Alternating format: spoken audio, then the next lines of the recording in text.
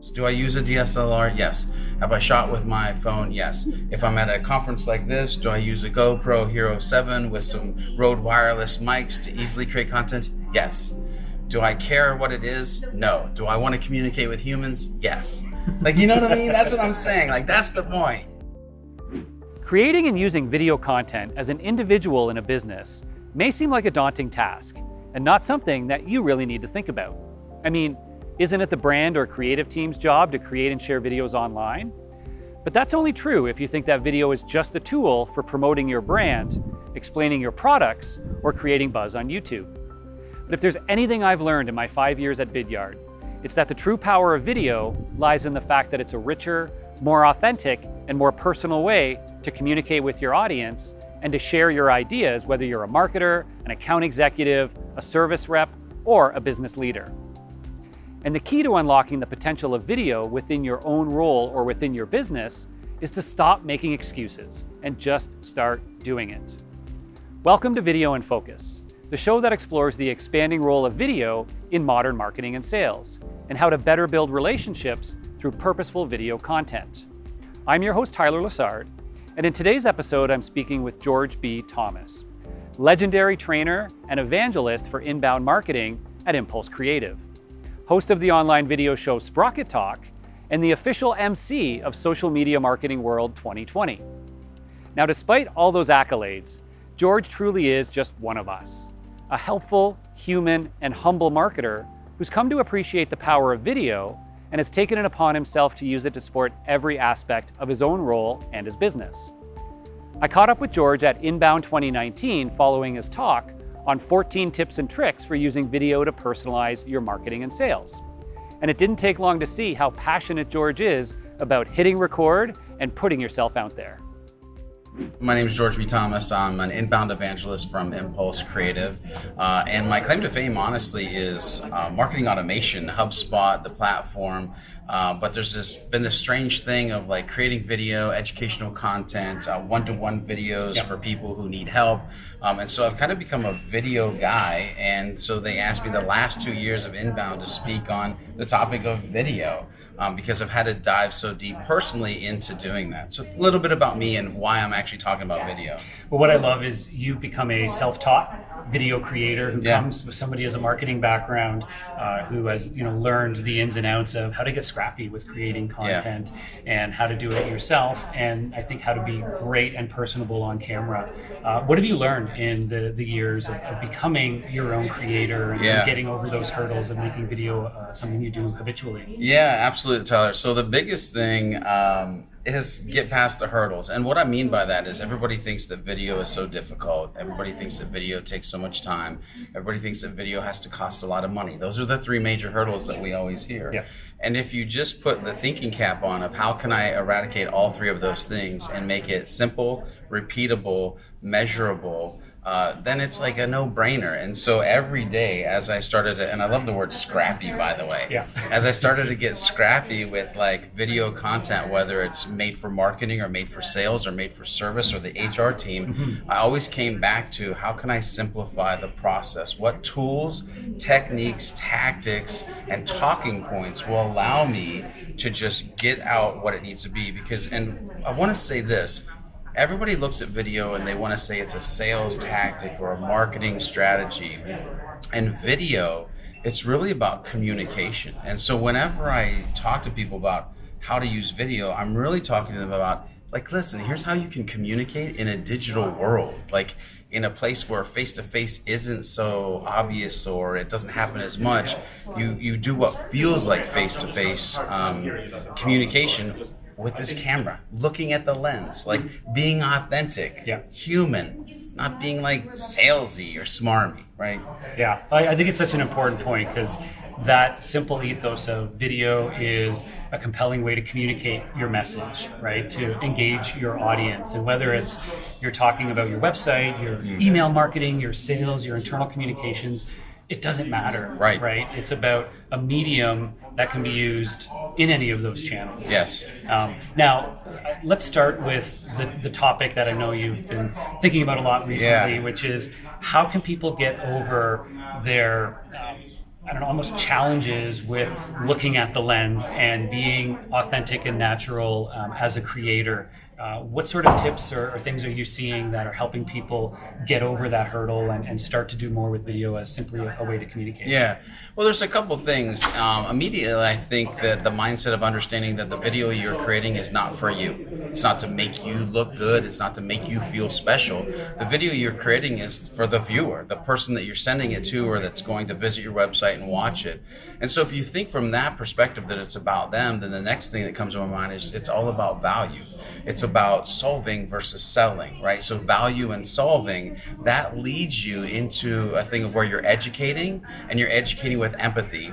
And you've actually focused on what are their hurdles, what are their goals, what are their challenges, like, and how can I, as a human being that actually cares, yes, really cares, how can I create a valuable piece of content that's going to get them from point A to point B? If that's your goal, then it's super easy to be authentic. It's super easy for them to just fall in love with the content they're watching, because it's literally helping them. You're the catalyst, by all means, of getting them from point A to point B. So that's the first thing that kind of hits my mind on this topic. Yeah.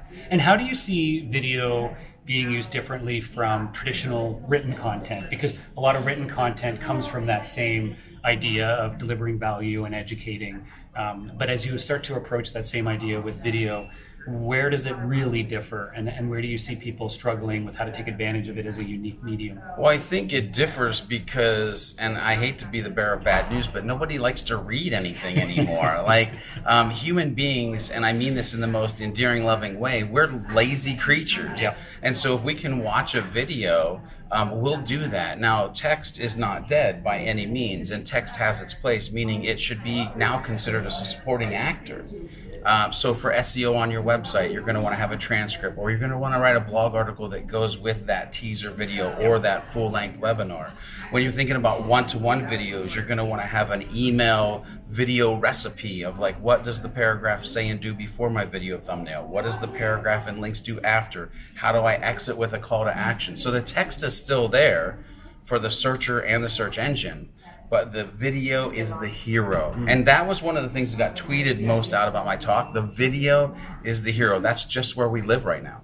Yes, I know two of the most well-known celebrities in the marketing world, Mark Zuckerberg and George B. Thomas, have now both been quoted as saying that video is moving from the world where video is supporting text to where text is supporting video. Yeah. And it's becoming a more primary way to deliver messages. Absolutely. And I think most of us still aren't quite there with getting to that point, but I really do think as we move forward, that's a big part of the way we need to think. Well, it's like anything else in life.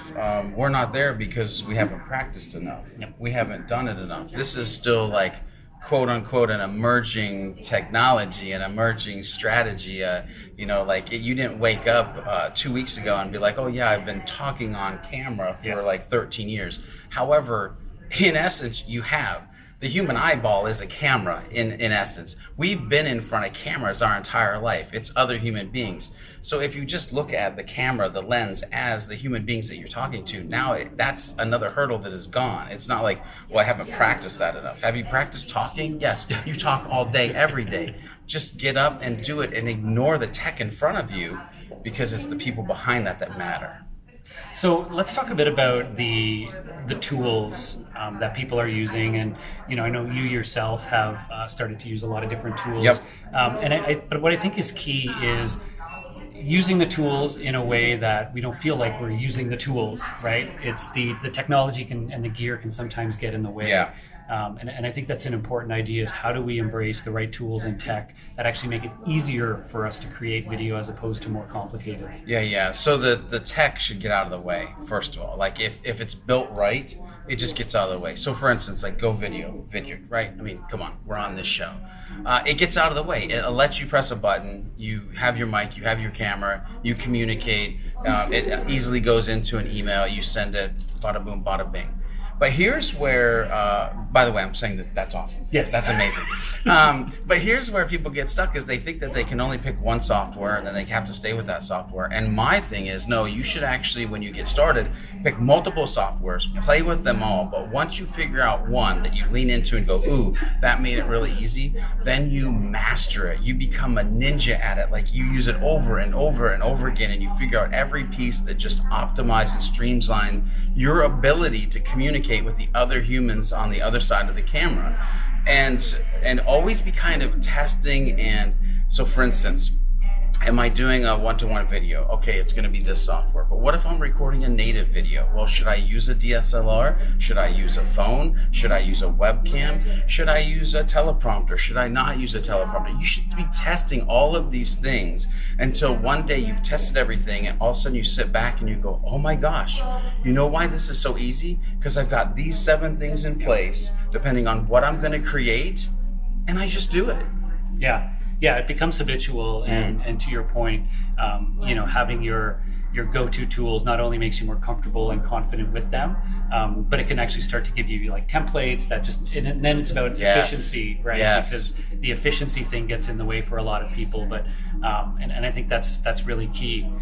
What sort of, can you talk about some of the different types of tools, whether you want to mention specific products or not, the types of tools that are in your personal arsenal that help you create content and different styles of content? Yeah, definitely. So the fun part about testing and also being a hashtag nerd is I've got a lot of tools, and depending on what I'm going to create, I go a lot of different ways. But my typical like workhorse scenario is I have my laptop, which I have a platform called Ecamm Live that allows you to go live to Facebook, live to YouTube, live to a bunch of different places, but it also allows you to record a native file. And the reason that I ended up going this way, Tyler, is because I got tired of like hitting the record button, pulling out the card, putting in the card, letting the file come to the computer, then getting it in the editor. Just explaining it is freaking time consuming. And so being able to have all the chords from the webcam go into the computer, and then when I hit finish, there's a file sitting there on my computer, I throw it into the editor and start going. Like that optimizes time. Remember, say like make more money, less time, less money, time. So that saves time. The other thing when I'm sending one-to-one videos, I love tool Go Video.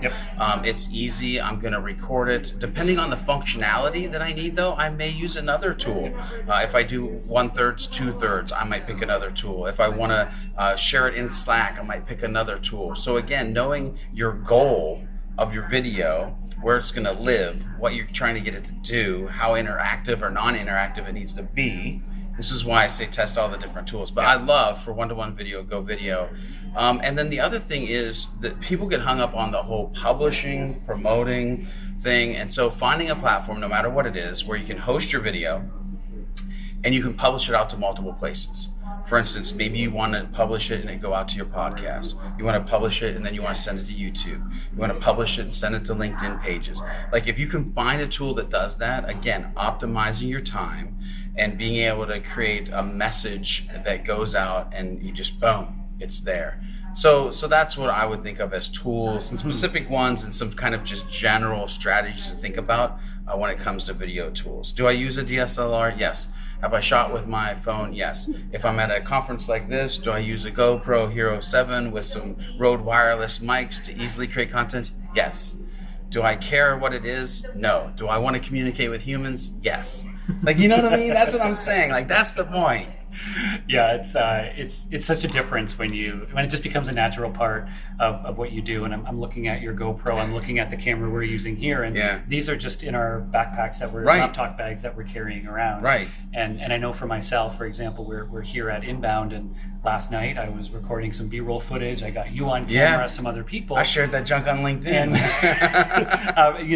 And about an hour of time this morning while I was having my coffee, I did a little bit of post editing on it, added in a little bit of music because I have a subscription to a music service. Just make it simple.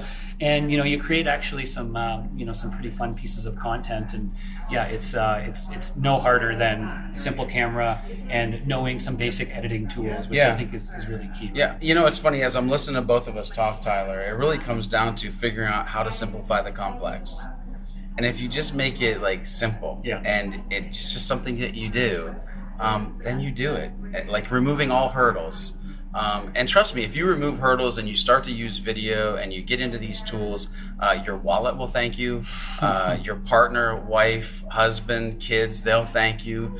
You'll sell more, you'll make more, you'll educate more, you'll change your community, you'll change the world. I know that sounds like a big idea by you just creating video, but you're amazing, you're special, and the world is waiting for you to create. Yeah, I'm tearing up over here, George, because I think right? It's great. Right? No, but you're absolutely right. It's having the opportunity to put yourself out there and connect in a much more human way than hiding behind the keyboard, I think is more important than ever. On that note, let me ask you sort of a final area that I want to talk quickly about is the kinds of videos that you're seeing businesses create, whether it's your own or you work with a lot of different companies and you speak with a lot of folks. What kinds of videos are you seeing people getting going with and being successful with? Where do you think is the biggest bang for the buck right now with the kinds of content people can create? Yeah, definitely. So there's a couple places that I really love content right now. First of all, if you have been blogging, if you're watching this, you probably have been. Teaser videos for your blog are amazing. A couple different reasons why. It teases the user into what the content's going to be about. It also, on a nerdy side, keeps them on the page, which then the page view length and SEO. Anyway, I won't get too nerdy. Like, it's just a bang, bang win right there. Also, being able to, on your homepage, explain exactly what you do, who you do it for, so they immediately know they're in the right place for the right thing, because you want their journey to start out properly. But even before that, like, if a company came to me, Tyler, and said, you can only do one thing with video, what are you going to do? Like, what's the most powerful thing? If you have a sales team, if you're watching this, I swear by all that is holy, if you're watching this and you have a sales team and you don't have some type of strategy to communicate with one-to-one videos from the top of the funnel to the bottom of the funnel, introductions, product knowledge, just anything, if you don't have that strategy in your business, that's where I would start, because with everything else in sales, that's where you're going to see the immediate ROI or return on your investment. And then you're going to be like, oh my gosh, the video for the sales team is working amazing. Marketing, here's some money. Go do it. We know it works. That's great. So last question on that point then is, as companies do look to get their sales team using one-to-one video or being a part of the video experience, have you found any tricks of the trade with respect to how to get sales reps more comfortable being a part of video, of hitting that button and embracing it and being able to be their natural self? Anything you found that works to get them in there? Yeah, definitely. So the first thing is realize that you don't have to have a persona. You don't need to wear a mask. There's not a special way that you need to talk. You just need to be you. And if nobody has told you this for a while, you're enough. Like, you're an expert in your field. You've worked at the company for 1 year, 5 years, 12 years, 20 years. Like, you've talked to a bazillion people about this. So just turn the camera on and be authentic. No matter what that means to you. Like, you might pick things like, I want to be energetic, professional, and humble. Cool, that's you. Do that in every video. So for instance, if you watch any of my videos, I usually state in them or at the end of them, I want to be a happy, helpful, humble human. That's who I am. That's me being my authentic self, me being a catalyst to help people get from point A to point B. The other piece of this, once you figure out I don't have to be like, hey, this wild and crazy guy, you just talk normal, is do it, do it, do it, do it, do it. The first video, you're gonna hate it. Second video, you'll probably hate it. 10th video, you might sort of not hate it, but the more you do, the better you get. And there's also something psychologically happening here, Tyler, and that is, for all of our life, we see ourselves in a mirror. We are used to the mirror image. We hear ourselves from our own, inside of our head. When you watch your videos back, you'll be like, man, that doesn't look like me. It doesn't sound like me. But guess what? It is you. That's what the rest of the world has heard and seen their entire life. Yeah. So once you break down the barrier and know that there's this thing called the mirror effect, and once you work your face off and do video, and you realize it's about me being my authentic self and just adding value to the world, boom, you got it. You're good to go. It's beautiful. It's beautiful. All right, George, you mentioned following your own content, which I think is a great idea because you do an amazing job yourself of being a happy, helpful, and humble human. Yeah. It's a tongue twister unless you do it a couple times. It's good. It's like a video. The 10th time I'm going to nail it. There you go. And you also walk the talk when it comes to using video as part of your blog and your social content. And you've got some great video-based series as well, which I think is amazing. So where can people find you, follow you, to learn more about you or to get inspired by your content? Yeah, definitely. So there's a couple different places. You can go to impulsecreative.com. Beyond that, if you're on the educational side of this, go to sprockettalk.com. You can get a free VIP membership. We've got some courses in there. We've got some video tutorials in there. As well as, if you don't even want to bother with that, just go over to YouTube and search Sprocket Talk. You'll find us. If you have questions, let us know. We love to help humans and add value to the world. George is a shining example of what you can do when you set aside your biases for what video means in the business world and you just start creating. Was he great on camera his first time? Nope. Did he have any formal training in video gear or video editing? Nope. Did he have a passion for sharing his insights and connecting more personally with his prospects, customers, and community? That's a hard yes. So whether you're a marketer getting going with online video creation, or a sales rep or business professional planning to use Vidyard for one-to-one video messaging, I encourage you to follow George and to check out his content on Sprocket Talk, the Impulse Creative blog, and at georgebthomas.com. And whether or not the subject matter is relevant to you personally, I expect you'll find some great inspiration for new types of videos and new approaches that you can start using yourself. Because remember, you're amazing and the world is waiting for you to create. Thanks for joining us on Video in Focus, brought to you by the fine folks here at Vidyard. If you enjoyed the show, give it a like or a share, hit that subscribe button for future episodes, and check out the podcast version now available as part of the Creating Connections podcast series.